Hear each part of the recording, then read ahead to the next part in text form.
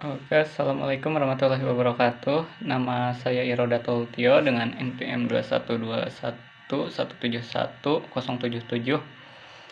Akan menyampaikan tentang materi pengaplikasian teori Gestalt dalam kehidupan sehari-hari dan aplikasinya gitu dalam mm, mengatasi masalah belajar dalam diri siswa.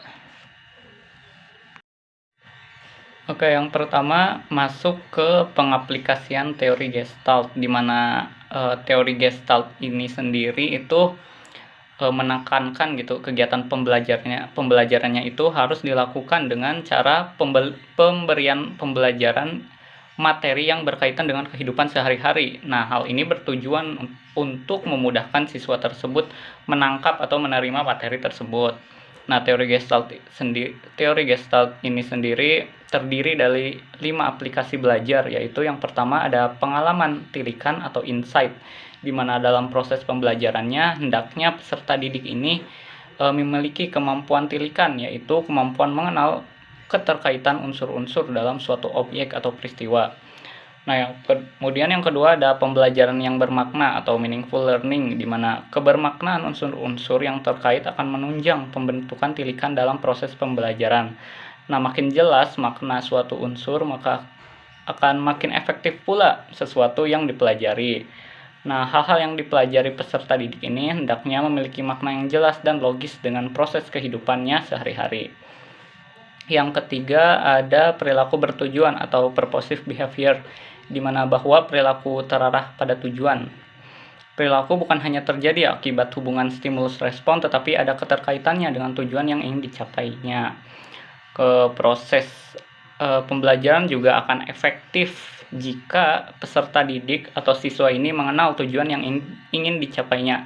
Jadi peran guru ini hendaknya menyadari tujuan sang siswa tersebut sebagai arah aktivitas pengajaran dan membantu peserta didik dalam memahami tujuannya.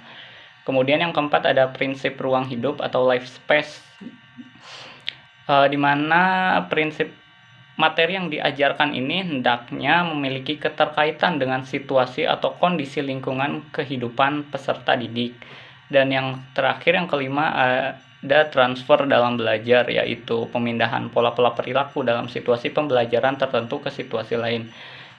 Jadi transfer belajar ini akan terjadi jika peserta didik ini telah menangkap prinsip-prinsip pokok dari suatu persoalan dan menemukan generalisasi untuk kemudian digunakan dalam memecahkan masalah di situasi lain. Nah, oleh karena itu, peran guru di sini hendaknya dapat membantu peserta didik untuk menguasai prinsip-prinsip pokok dari materi yang diajarkannya.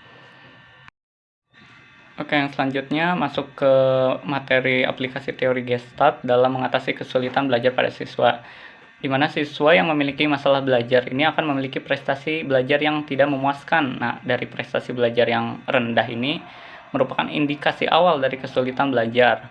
Namun, siswa yang memiliki prestasi belajar rendah ini tidak selamanya disebabkan gitu oleh faktor inteligensi saja, tetapi ada juga yang memiliki faktor inteligensi yang tinggi tapi prestasi belajarnya juga rendah.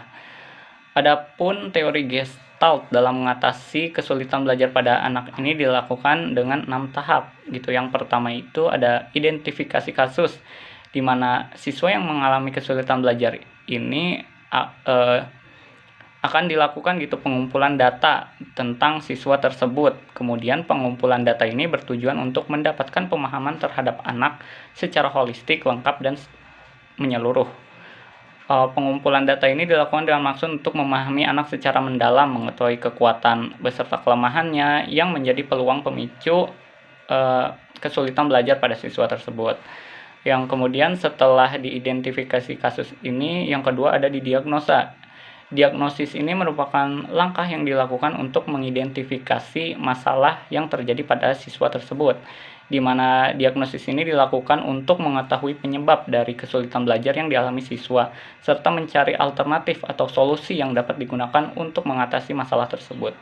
Yang kemudian setelah didiagnosis ini masuk ke tahap ketiga, yaitu prognosis, di mana keputusan yang diambil berdasarkan hasil diagnosis tadi menjadi dasar gitu dalam pijakan dalam kegiatan prognosis, di mana dalam pelaksanaannya dilakukan penyusunan program atau dan penetapan mengenai bantuan yang harus dilakukan kepada anak tersebut untuk membantunya keluar dari masalah yang dialami siswa tersebut. Kemudian yang keempat itu ada treatment atau perlakuan, di mana perlakuan yang dimaksud adalah pemberian bantuan kepada anak didik yang mengalami kesulitan belajar sesuai dengan program yang telah disusun tadi pada tahap prognosis. Dan kemudian masuk tahap kelima yaitu mengevaluasi. Kemudian tahap yang keenam itu ada follow up atau tindak lanjut, di mana tindak lanjut ini merupakan langkah-langkah yang sudah disusun tadi, kemudian sudah dilakukan tadi, apakah memang langkah-langkah tadi itu sudah berhasil atau tidak, dan apakah memang perlu dilakukan tindakan tambahan atau tidak untuk menyelesaikan perkaranya. Mungkin sekian pemaparan materi saya mengenai materi ini. Wabillahi taufiq wal hidayah. Wassalamualaikum warahmatullahi wabarakatuh.